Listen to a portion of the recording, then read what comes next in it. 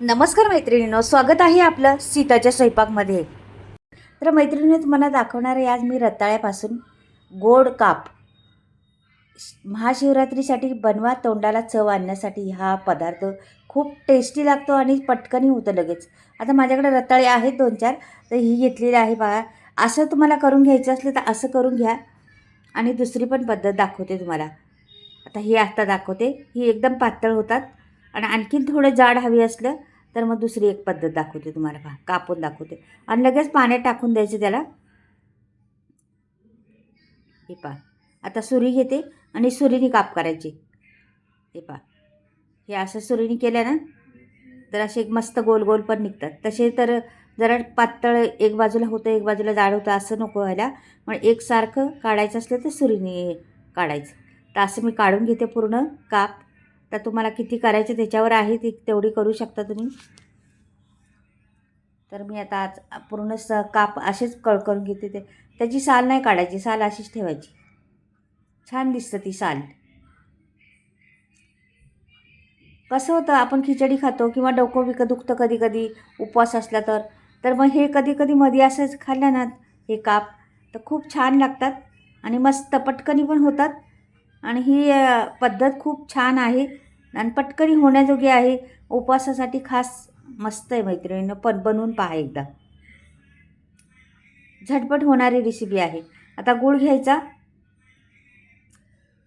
तुम्हाला आता गूळ पांढरा जरा असला तर थोडासा रंग हे येईल, असा लाईट येईल. आणि थोडासा डार्क आहे गूळ माझ्याकडे, थोडा डार्क रंग येईल ह्याला, आपल्या स्कापला. पण तुमच्याकडं पांढरा असेल तर चांगलाच आहे गूळ. हे पहा, बाद झाला एवढा, का की रताळी पण गोड आहेत ना, कमीच घालायचा. तर हे वाटीत भरून ठेवते आणि लगेचच मी फॅन ठेवणार आहे गॅसवरती आणि लगेचच सुरुवात करणार आहे तिकडे. हे बघा, लगेचच सुरुवात करते, पटकनी होणार आहे. 5 मिनटं पण नाही लागत ह्या रेसिपीला, फटाफट होतं. आता इथे मला साजूक तूप टाकायचे त्याच्यात. एक छोट्याशा चमच्यावर मी साजूक तूप टाकते.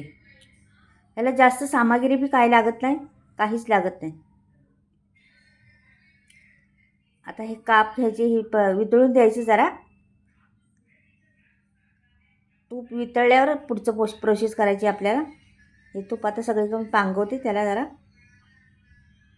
म्हणजे सगळं याच्यावर लागलं पाहिजे. हे बघा, आता हे झालेलं आहे. आता हे काप घ्यायचे आपले. तर ते पाण्यात टाकलेलेच आहे, पहिलं पण धुतलं होतं, परत पण त्याला कसं बाहेर ठेवून लगेच काळे पडतात, म्हणून पाण्यातच टाकायचे. आता एक एक काप मी सोडणार आहे, पहा तुम्ही आता कसे सोडते ते.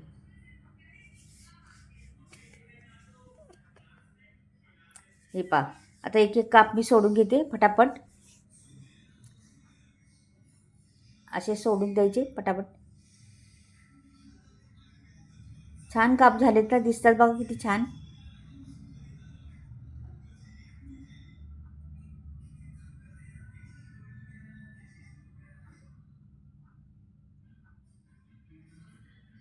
हे पहा, आता काय करायचं ह्याच्यावर ना, आपल्याला गूळ आपण किसला होता ना, तो तो टाकायचा वरून आणि ह्याच्यावर थोडंसं टाकायचं आणि ह्याच्यावर मिनिटभर झाकण ठेवायचं आपल्याला. जास्त फास्ट गॅस करायचा नाही, स्लोमध्येच 1 मिनिटभर झाकण ठेवायचं, लगेच काढायचं झाकण आणि पलटी करायला सुरुवात करायची. आता झालं मिनिटभर, तर काढून घेऊ आपण झाकण. आणि गूळ पण वितळला आहे, ह्याला पलटी करते आता मी. त्याला गूळ लागणार सगळीकडून.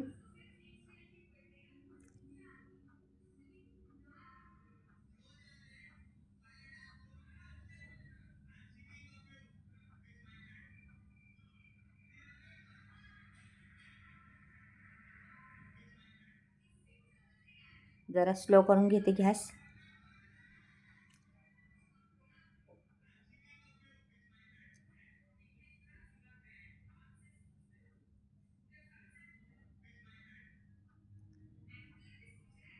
आता हे झालेलं आहे, तर ह्याला मी काय करते, आता परत पलटी केले ना, परत एकदा झाकण ठेवते. म्हणजे कसं परत ते शिजतात, लगेच शिजतात, त्याला वेळ पण लागत नाही शिजायला. हे बघा, झाकण ठेवलं होतं मी. तर हे बऱ्यापैकी झालेलेच आहेत. पलटी करत राहायची सारखं, मात्र करपून द्यायचं नाही.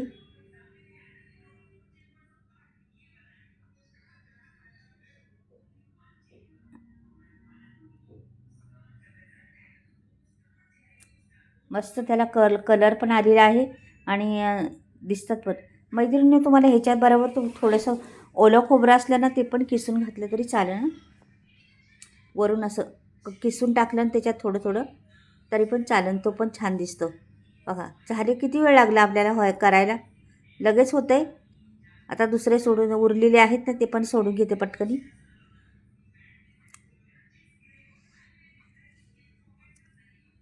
हे बघा, पटकनी सोडून घेते ते आपण त्याच्यातच. आता छोटे मोठे पण राहिलेले आहेत.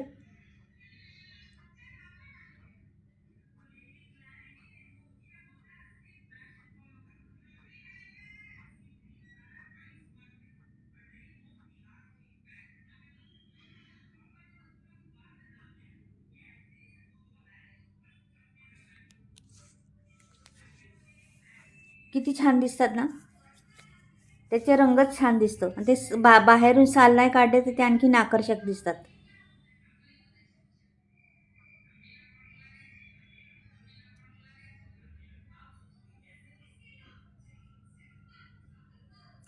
ते पातळ केलेले होते ना आपले छोटे मोठे, ते आता बऱ्यापैकी हे झालेले आहेत. हे पण मी आता काढून घेते लगेच. हे पण झालेलेच आहेत. तुम्हाला डिश भरून पण दाखवते. वेळ खात नाही जरा पण, आपलं पटकनी बोलता बोलता संपून जातं. हे बघा, त्याच्यात लगेच घुसतं. काविलता नाही, लगेच घुसतं त्याच्यात. शिजलं का घुसतं ते लगेच. हे बघा, मस्त शिजले आहेत. तुकडा पडतोय त्याचा. हे बघा, असा तुकडा पडतो लगेच. आता हे पण काढून घेते मी लगेच. एक चमचाभरच तुपामध्ये झालं का नाही आपलं सगळं. त्याला लागलं का काही. आता तुम्हाला वाटलं खोबरं घालायचं ओलं, तर ह्याच्यावर आत्ताच्या ह्या वेळेस घालायचं खोबरं आणि मिक्स करून घ्यायचं बाजूला.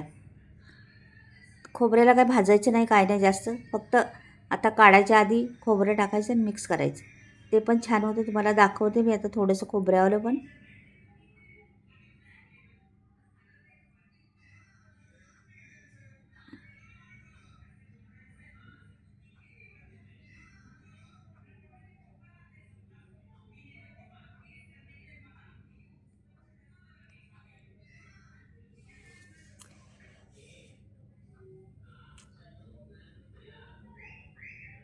झालं. आता हे काढून घेतले मी.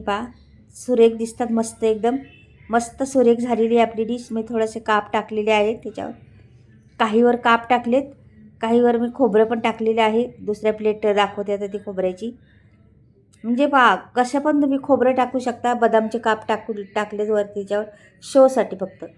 आणि नसलं काय टाकायचं, याच्यात मी थोडं खोबरं टाकलेलं आहे. आणि हे कापाचेच आहेत. किती सुंदर दिसतात. आवडलं तर लाईक